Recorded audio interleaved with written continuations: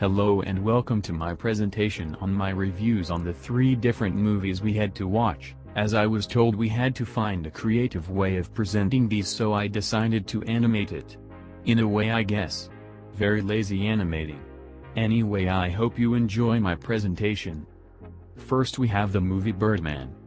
Written and directed by Alejandro G. Inarritu.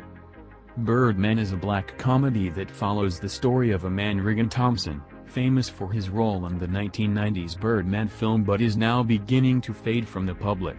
He wants to be noticed again and for fame as he tries to direct and perform in a Broadway production. Birdman was released on the 24th of August 2014 in Venice Film Festival, the 17th of October 2014 in the United States and the 2nd of January 2015 in the United Kingdom, with a budget of $18 million and hitting the box office at $103.2 million. The cast consisted of Michael Keaton as Regan Thompson, Edward Norton as Mike Shiner, Zach Galifianakis as Jake, Andrea Riseborough as Laura Alburn, Amy Ryan as Sylvia Thompson, Emma Stone as Sam Thompson, Naomi Watts as Leslie Truman, Lindsay Duncan as Tabitha Dickinson, Merritt Weaver as Annie, Jeremy Shamos as Ralph, Damian Young as Gabriel, Bill Camp as Crazy Man, Frank L. Ridley as Mr. Roth, Benjamin Keynes as Birdman, Regan's visualized younger self, Michael Cyberry as Larry. The movie starts out with a man I am assuming to be the main character floating in meditation and talking to the audience, though with his back turned, which almost depicts he does not want any interaction or relation to the audience. It's a very interesting start to the movie as we already see a slight amount of the character's personality. The camera rotation is very interesting as it circles the characters as they talk amongst each other.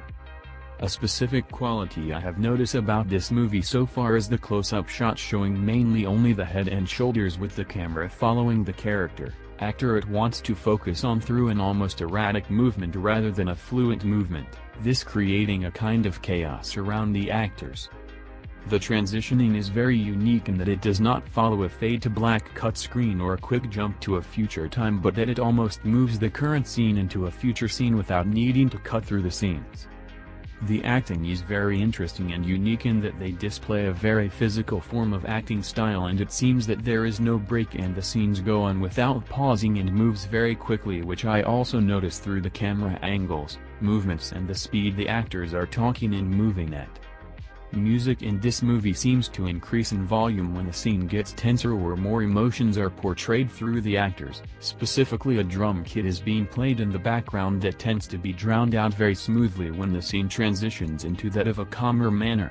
To add to this, I have also noticed the music beginning when things become suspenseful and start building up to a more dramatic or emotional scene. From what I have gathered so far from this movie is that it tells the narrative through the actors' physicality and facial expressions to a point that the audience can almost relate to the actors as though you were with the actors. What I think adds to this is the use of camera angles and movement.